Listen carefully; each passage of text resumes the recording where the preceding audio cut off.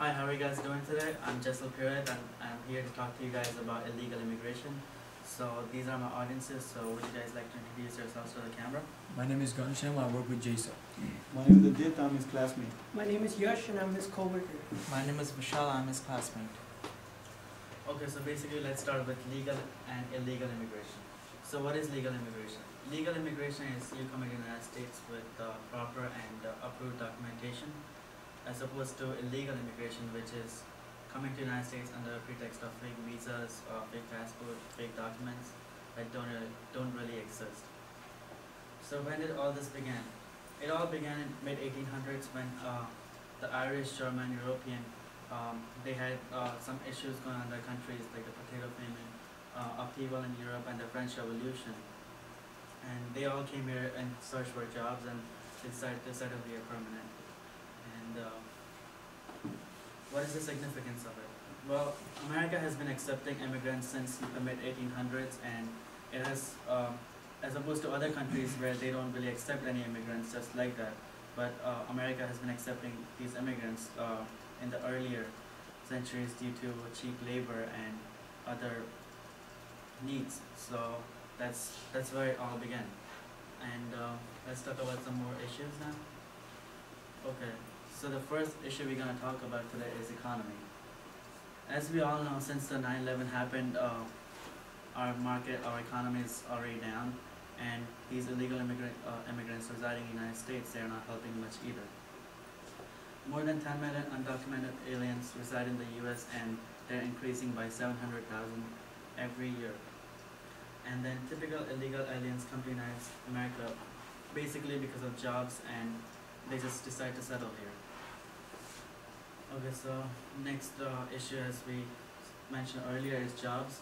Basically, all the immigrants that get hired, they work on cash jobs for lawn mowing or like grass cutting and all that other stuff. So basically, if a typical American wants that job, they can't get it because they're working for cash, and it's much easier for both of them. Then healthcare. Healthcare, as we all know, like most of the doctors don't accept like a lot of insurance cards and all that. One of the major reasons because of that is that illegal immigrants, they pay them like 4 times the copay of what a regular person would pay with their insurance cards, and that's why healthcare is an issue too. Visitor visa and work permit. Some individuals come here on visitor visa and work permit, and they just, even though their time has ended, they just decide to stay here because they just see like a lot of opportunities here, and they just decide not to report back, and then they never go back to their country. Next, also one more issue that's come up is it's being back to US after 9/11. As we all know, anyone could basically come to the United States under the pretext of fake documents and all that. So, even a terrorist could come to the United States with all that fake documentation, and just give the information from here to their country, and that's one issue also. But there is not. It's not the end. There are some solutions to this which could help strengthen the security of the United States. Okay, so first is voluntary border patrol.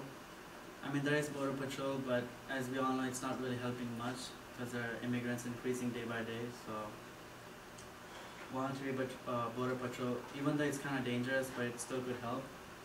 Then inform government authorities about any illegal immigrant you encounter.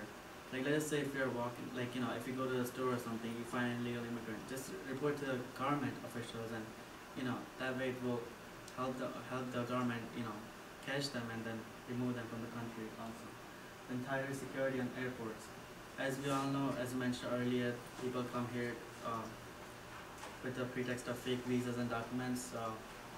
If you strengthen the security in the airports, then it's really easy for us to catch them right on the airport and send them back to their country.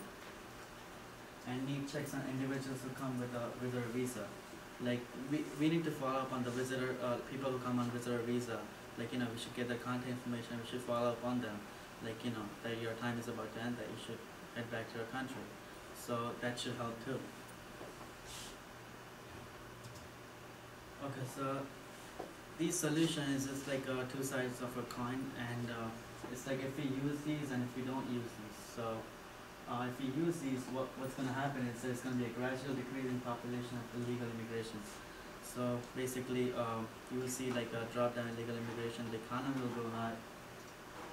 There'll be more benefits in healthcare, since the doctors will accept more cards and all that. There'll be lesser unemployment rates, and any American could get any kind of job they want. And then if we don't use the above solutions, the total opposite is gonna happen to what's gonna happen if we use the above solution.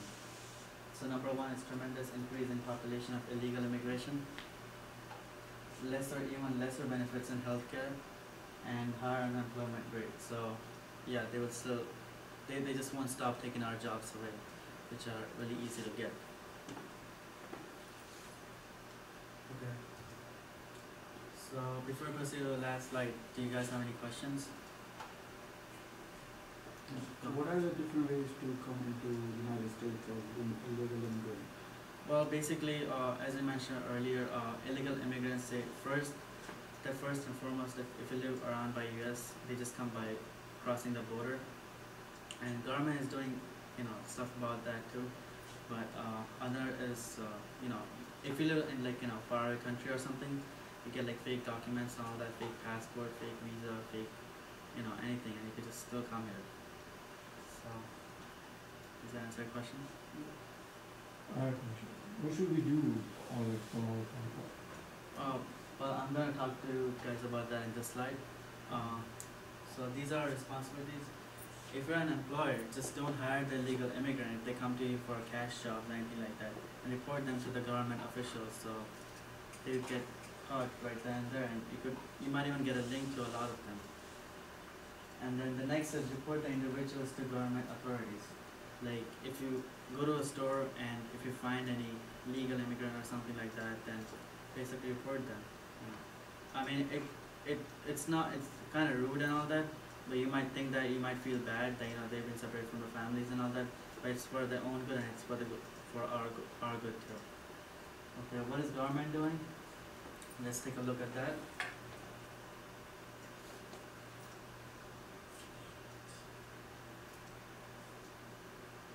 Border Patrol says it's now catching about 2,000 illegal border crossers every day, down from more than 4,000 a day 8 years ago.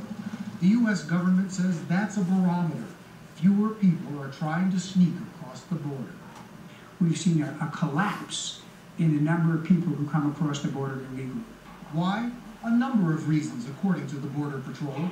The border fence, about 550 miles have now been completed. More Border Patrol agents, 6,000 new agents have been assigned to the border since 2006. And tougher workplace enforcement. In 2002, just 485 undocumented workers were arrested on the job.